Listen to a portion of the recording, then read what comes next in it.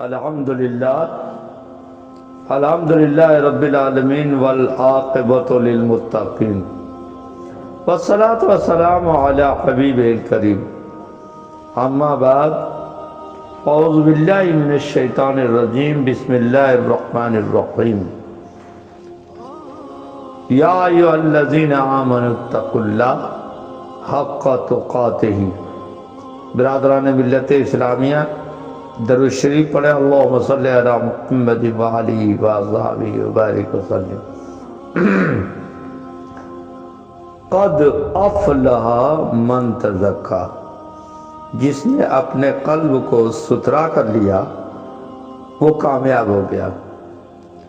ہر کوئی اپنے محبوب کے پیچھے بھاگ رہا ہے، مگر محبوب ہے جو ہاتھ نہیں آتا۔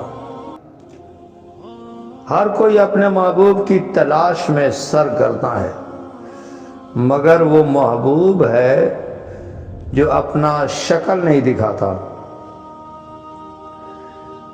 اس کو حاصل کرنے کے لیے انسان نہ جانے کیا کیا کرتا ہے۔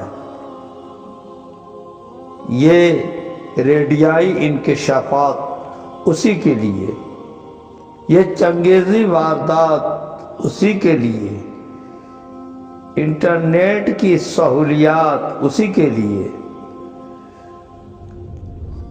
وہ ہٹلر کی رسومات اسی کے لیے، چنگیزی واردات اسی کے لیے، غزوہ کی پٹی میں بموں کی برسات اسی کے لیے، پشاور میں 150 بچوں کی اموات اسی کے لیے، سنی تحریک کے 65 علماء کی شہادت اسی کے لیے، لبیک کے 48 شہداء کے خون سے ہولی کھیلی گئی اسی کے لیے، گھر بناتے ہیں تو اسی کے لیے، گھر جلاتے ہیں تو اسی کے لیے۔ آخر وہ کون سا محبوب ہے؟ اس محبوب کا نام ہے کامیابی۔ انسان کیا کیا درندگی کرتا ہے مگر کامیابی نہیں ملتی۔ تو پوچھ اس کامیابی کے دینے والے سے، خدا سے، کہ کامیابی تو اللہ ہی دیتا ہے، کیسے دیتا ہے؟ کامیابی مال دولت تخت و تاج کے حصول کا نام نہیں ہے۔ اگر تخت و تاج کے حصول کا نام کامیابی ہوتی تو دمشق کے تخت پہ بیٹھنے والا یزید کامیاب ہوتا۔ میں تو دیکھ رہا ہوں کہ تخت پہ، دمشق کے تخت پہ بیٹھنے والا یزید ناکام، اور خنجر کے نیچے لیٹنے والا حسین کامیاب۔ کرتا رہے گا یاد تجھے صدیوں زمانہ، گاتے رہیں گے لوگ تمہارا بھی ترانہ۔ قد افلح من تزکا، جس نے اپنے دل کو ستھرا کر لیا وہ کامیاب ہو گیا۔ اچھا ایک بات بتائیں، اس کا مطلب یہ ہے کہ دل میں گندگی ہے، سارے لطائف میں گندگی ہے۔ کون سی گندگی ہے؟ تکبر، کینہ، بغض، حسد، حرص، حوث، لالچ، عناد، غصہ، غضب وغیرہ۔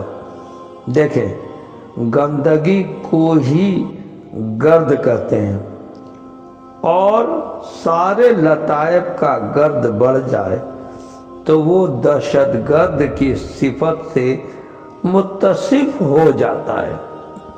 آپ ایمان سے بولے، تمام لطائف سے حسد، بغض، کینہ، حرص، حوث، لالچ، تکبر، غرور، غصہ، غضب ختم ہو جائے تو کیا کوئی کسی کو گولی مارے گا؟ نہیں، کوئی کسی کو لوٹے گا نہیں، کوئی کسی کی زمین پہ قبضہ کرے گا نہیں، کوئی ڈاکہ زنی کرے گا نہیں، کوئی چوری کرے گا نہیں، کوئی زنا کرے گا نہیں، کوئی دنگا فساد کرے گا نہیں، ہرگز نہیں۔ تو سن سن سن، اور انگریز یہودی ہندوؤں کو سنا دینا کہ اسلام دہشت گردی کا خاتمہ کرتا ہے۔ قد افلح من تزکا، جس نے اپنے دل کو جملہ لطائف کو ستھرا کر لیا، وہ دہشت گردی کا خاتمہ کر دیا۔ اور یہ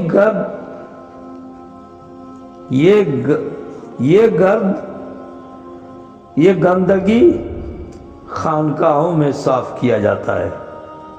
کوئی کہے گرد کیسے صاف کیا جاتا ہے؟ جب آپ میرے خانقاہ میں آؤ گے تو دیکھ لو گے میں گرد کیسے صاف کرتا ہوں۔ دہشت گردی کا جو فتویٰ امریکہ بہادر دیگر ملکوں پہ لگا کر بمباری کرواتا ہے، وہ دہشت گرد نہیں ہوتے۔ اس کو تو خود دہشت گرد کی تعریف نہیں آتی۔ امریکہ دہشت گرد کی تعریف نہیں جانتا۔ دہشت گرد کی تعریف اقوام متحدہ کیا پوری دنیا مل کر نہیں کر سکتی۔ اگر کوئی کر دے گا تو مسلمان ہوگا، وہ کرے گا۔ ہے کوئی جو دہشت گردی کی ایسی تعریف کر دے جو معنی جامع ہو اور ہر رنگ و نسل مذہب کے لیے قابل قبول ہو؟ اس تعریف کو کوئی دانشور توڑ نہ سکے۔ ایسی تعریف ہو جس کو کوئی دانشور توڑ نہ سکے۔ ہے کوئی ابراہم لنکن کا مرید جو دہشت گردی کی تعریف کر دے؟ ہے کوئی جمہوریت کا علم بردار جو دہشت گردی کی تعریف کر دے؟ یہ ابراہم لنکن کے مرید ہیں، ہم رسول اللہ صلی اللہ تعالی علیہ وسلم کے مرید ہیں۔ آؤ ہم دہشت گردی کی تعریف کر کے بتاتے ہیں، تم توڑ کر بتاؤ۔ دہشت گردی کی تعریف میں نے یہ کی ہے، واضح کی وضاحت اور سانے کی صنعت کو اس کے مقام پہ نہ رکھ کر مقام غیر پہ رکھنا، اور یہ کہ اس میں تغیر و تبدل کا حق واضح کو ہے یا سانے کو، یا احکام متصدقہ سے کسی اور کو۔ اس تعریف کو کوئی توڑ دے، جس طرح میری کی ہوئی عالم کی تعریف کو کوئی توڑ نہیں سکتا ہے، اسی طرح میری کی ہوئی دہشت گردی کی تعریف کو کوئی نہیں توڑ سکتا۔ جس قرآن کو تم نہیں مانتے ہو، وہی قرآن کا دیا ہوا یہ امن کا، شانتی کا نسخہ ہے۔ قد افلح من تزکا۔ دیکھیں، اللہ کو، ایشور کو سب مانتے ہیں، آپ بھی مانتے ہیں، ہم بھی مانتے ہیں، مگر اللہ کی نہیں مانتے، اللہ کو مانتے ہیں۔ اور جو اللہ کی مانتا ہے وہ مومن ہے، جو اللہ کی مانتا ہے وہ مومن ہے۔ اگر اللہ کی ہم مانے تو سارا جھگڑا فساد ختم ہو جائے، یہ دنیا امن کا گہوارہ بن جائے، مگر دنیا تخت و تاج، مال و زر کے حصول کو کامیابی سمجھتی ہے۔ یہ لوگ کہتے ہیں کہ یہ قرآن کی کتاب، یہ قرآن اللہ کی کتاب نہیں ہے، قد افلح من تزکا، یہ اسی کا جملہ ہے۔ ہم قرآن کو نہیں مانتے، اچھا ٹھیک ہے، دیکھو اللہ نے جو چیز بنائی ہے اس کو قدرتی کہتے ہیں، اسی کو پورا، اسی کو یعنی ایشور کی بنائی ہوئی چیز کو، اللہ کی بنائی ہوئی چیز کو قدرتی بھی کہتے ہیں اور پراکرتک بھی کہتے ہیں۔ آپ اس درخت کی طرح درخت بنا سکتے ہو؟ ہرگز نہیں۔ چمپا کی طرح چمپا بنا سکتے ہو؟ بیلی کی طرح بیلی بنا سکتے ہو؟ گیندا کی طرح گیندا بنا سکتے ہو؟ انسان کی طرح انسان بنا سکتے ہو؟ جانور کی طرح جانور بنا سکتے ہو؟ جواب ملے گا کہ نہیں۔ کیوں نہیں بنا سکتے؟ اس لیے نہیں بنا سکتے کہ یہ قدرتی ہے، یہ پراکرتک ہے۔ قدرت کی بنائی ہوئی چیز کی طرح کوئی چیز بھی کوئی نہیں بنا سکتا۔ قرآن اللہ کی کتاب ہے، اس کی کسی صورت کی طرح کوئی صورت نہیں بنا سکتا۔ اللہ کی چیز کی طرح کوئی چیز نہیں بنا سکتا۔ تو اب خود کیسے ہمیں پتہ چلے گا؟ تو یہ بات سامنے آ گئی کہ اللہ کی بنائی ہوئی چیز قدرتی ہے، وہی پراکرتک ہے۔ ایشور کی بنائی ہوئی چیز پراکرتک ہے۔ تو اے دنیا جہان کے لوگوں، وآخر دعوانا تم بے الحمد للہ وقوف رب ہو العالمین۔ جو اللہ کی نہیں مانتے۔ قرآن اللہ کی دی ہوئی کتاب ہے، صحیح ہے، اور اللہ کی بنائی ہوئی چیزوں کی پہچان یہی ہے کہ ویسا کوئی نہیں بنا سکتا، ویسا کوئی نہیں بنا سکتا۔ تو لاؤ قرآن کی کسی صورت کی طرح کوئی صورت بنا کر لاؤ۔ یہی پہچان ہے کہ یہ اللہ تعالیٰ کی کتاب ہے کہ اس کی صورت کی طرح کوئی صورت نہیں بنا سکتا، کوئی پنڈت نہیں بنا سکتا، کوئی یونیورسٹی کا وائس چانسلر نہیں بنا سکتا، عربک یونیورسٹی والے نہیں بنا سکتے، دنیا جہان کے لوگ نہیں بنا سکتے۔ لاؤ گیتا رامائن کی طرح ہزاروں کتابیں لکھی جا سکتی ہیں، نکالو اپنی کتاب۔ قدرت نے اگر تجھے کتاب دی ہے تو نکالو، وہ کون سی کتاب ہے جس کو اللہ نے تجھے دی ہے؟ وہ کون سی کتاب ہے؟ لاؤ، ہم اس کو پڑھتے ہیں، ویسا ہم بنا سکتے ہیں۔ رامائن لاؤ، گیتا لاؤ، بھاگوت لاؤ، رگ وید لاؤ، شام وید لاؤ، جزیر وید لاؤ، اتھر وید لاؤ، جتنی مذہبی کتابیں ہیں لاؤ۔ وہ کون سی کتاب ہے؟ دیکھو گے تو تلسی داس نے لکھا ہے یا کسی اور نے لکھا ہے، لیکن قرآن ہر طرح سے تم چیک کر لو، تمہاری کتابوں کی طرح کتابیں لکھی جا سکتی ہیں، مگر تم قرآن کی طرح کوئی صورت بنا کر کے نہیں لا سکتے، اس لیے کہ یہ پراکرتک ہے، اس لیے کہ یہ قدرتی ہے۔ قدرتی کی پہچان یہی ہے کہ ویسا کوئی بنا نہیں سکتا۔ تو قدرت نے کہا ہے قد افلح من تزکا، جس نے اپنے دل کو ستھرا کر لیا۔ دل کیا ہے؟ سردار لطائف ہے۔ تو جب سردار لطائف کا ذکر ہو گیا تو تمام لطائف کا اس میں ذکر ہے۔ جس نے اپنے قلب کو ستھرا کر لیا، روح کو ستھرا کر لیا، اخفا کو ستھرا کر لیا، سر کو ستھرا کر لیا، خفی کو ستھرا کر لیا، نفس کو ستھرا کر لیا، تو وہ کامیاب ہو گیا۔ تو دو فائدے ہوئے، تم کامیاب بھی ہو گئے اور دہشت گردی سے بھی بچ گئے، تمہارا گرد ختم ہو گیا۔